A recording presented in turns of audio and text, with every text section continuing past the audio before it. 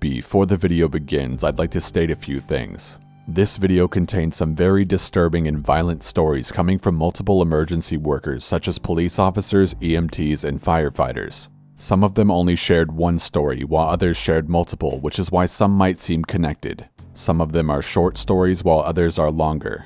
I ask that you please respect them in the comments, as these were very traumatic experiences for them. I hope that this video spreads awareness on how hard their jobs are and some of the things that they deal with. If you can't handle extremely gruesome stories, this may not be the video for you. That being said, let's begin. Number 1. Back when I was a young military police officer, I got a call to a car accident. When I arrived, I saw this black SUV smashed almost completely flat on the side of the road. It had been hit by a semi. One of the first things I noticed was a car seat and stuffed animals all over the road. My heart skipped a beat. I had just become a father myself, and that was all I could think about. Luckily, the driver of the SUV didn't have his kid in the truck when he decided to drunkenly run the red light. Both the semi-driver and the drunk survived, but when the semi hit the truck, it somehow knocked off the hood of the SUV, and it skipped and rolled and found its way to a motorcyclist 3 cars down from the intersection and killed him instantly. His wife said he just got back from Iraq, and one of the first things he spent his money on was a motorcycle, and he was just out enjoying an evening ride, just happy to be back home. That's a horrible thing. Finally getting home after months and months of hardships just to be killed by a drunk driver. I always considered myself one of the easygoing police officers that let people off the hook and just wrote warnings. But after that, God forbid I catch a drunk driver.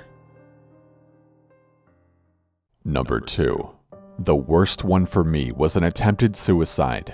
Not because of the victim, who had very superficial cuts to her wrist, found naked, and was extraordinarily intoxicated. Her 9-year-old daughter, though, that was what hurt.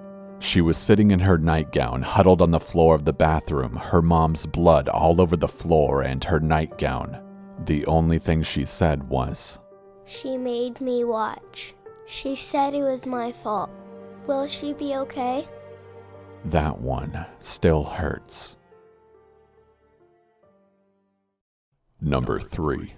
Got a call around 2 a.m. for an unknown medical, which is always a kind of uh-oh thing for us. As soon as we pulled up, all the cop had to say was, "Well, I don't even know."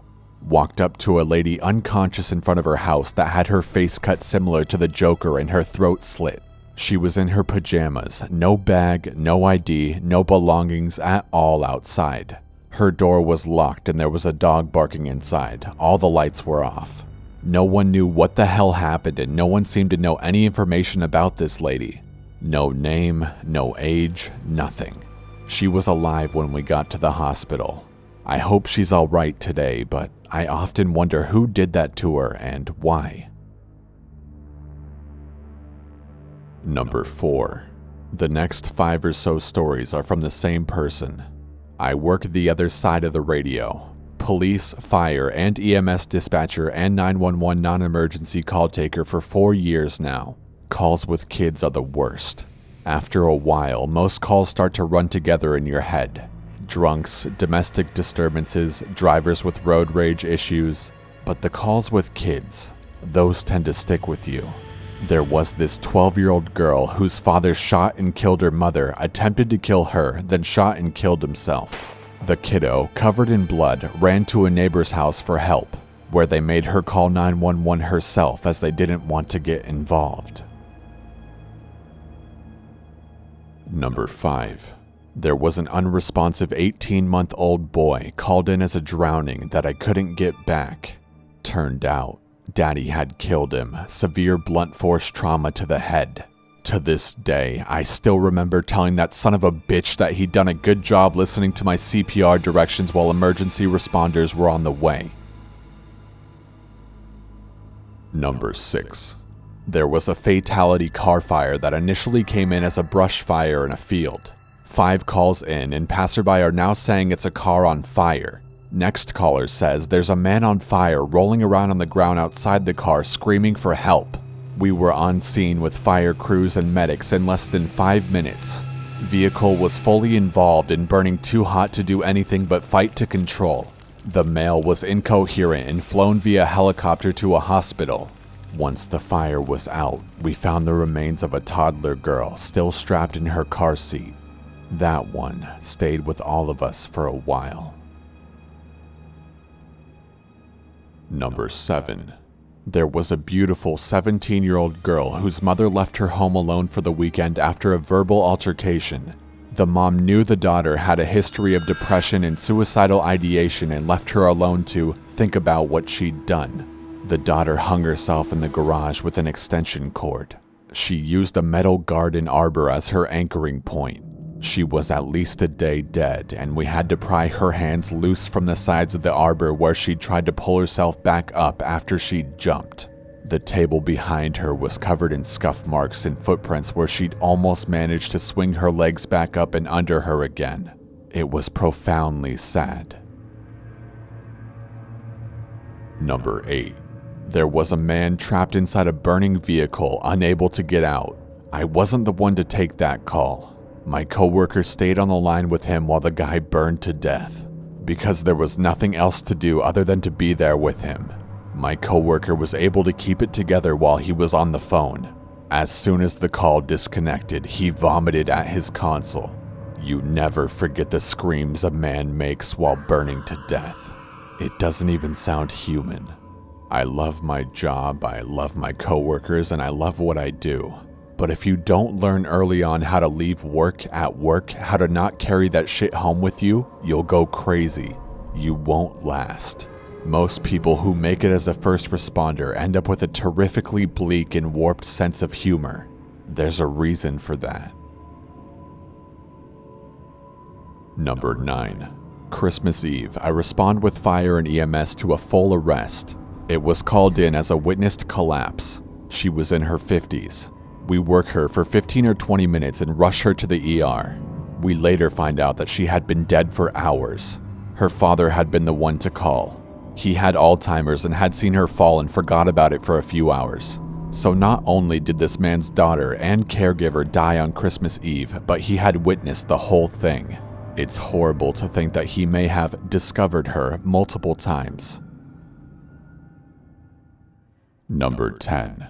I'm an EMT and had a call for a pedestrian hit by a car on a rural road. We haul ass over there and find a 12-year-old female in the road with her dad standing over her. She was riding her bicycle in her driveway with her whole family out in the lawn. She rode into the road and was immediately hit by an older man driving a large old Cadillac. The car was driving at 55 or 60 miles per hour, and because of the bicycle, this girl hits the windshield, but her head hits the passenger side column. The girl doesn't die on impact and is instead bleeding out through a large piece of her skull that has been half caved in. The girl can't talk, but she's blinking and making sounds. Her dad, who had been drinking for the better part of the day, sees the whole thing. He immediately runs out into the road and starts doing the only thing he's ever seen from TV, CPR. Thanks to his woefully drunk version of CPR, he not only crushes her ribs and lungs, but effectively helps her bleed out faster.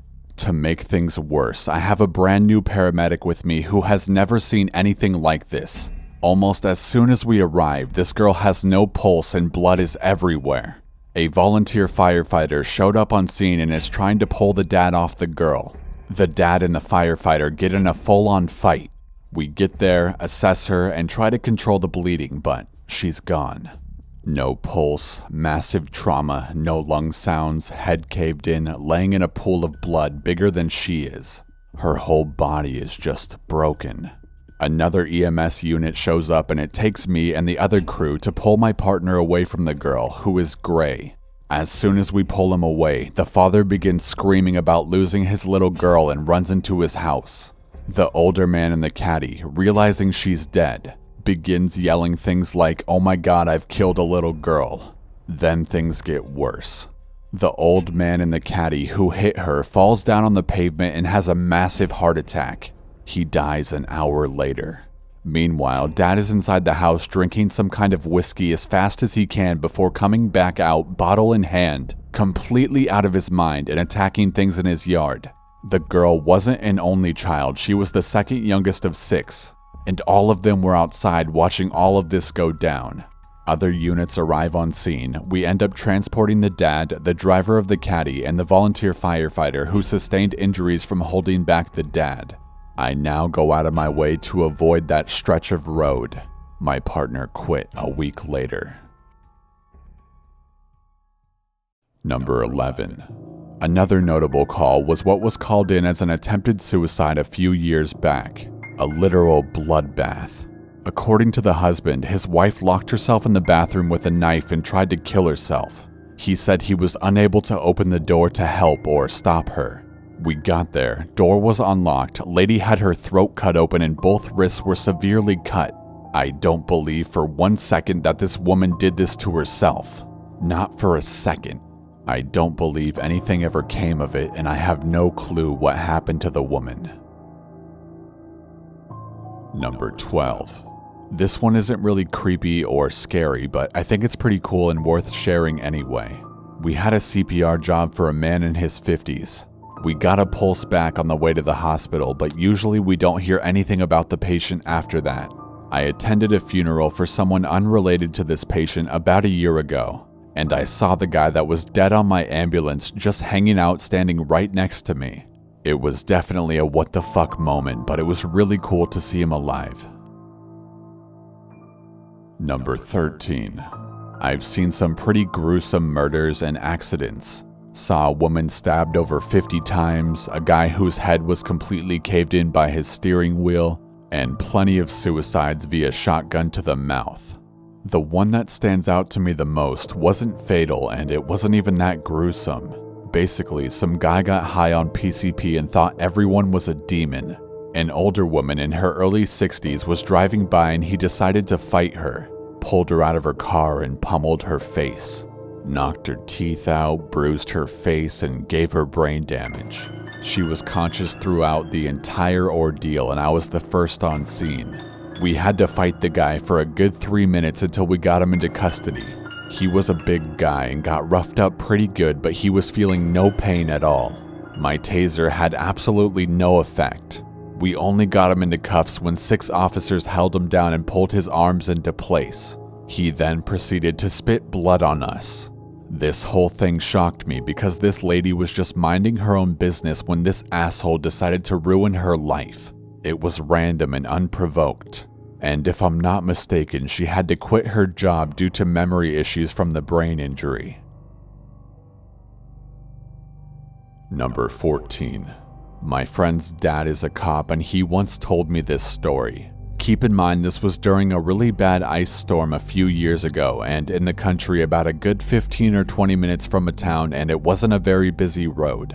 I got a call from a woman saying she hadn't talked to her mom in a few days, which was weird since they talked every day. I went to go check on her and drove up to the address and saw a truck sitting in gate. I got out and walked up. I didn't see anything in or around the truck and decided to walk past. That's when I saw it. An old lady was by the mailbox. She fell into a puddle and had literally frozen over. Fire department had to come to basically burn her out. I then decided to walk up to the house after calling in what happened. The door was slightly open and I walked in and announced myself. No answer. I walked around and her husband had died staring out the window at her.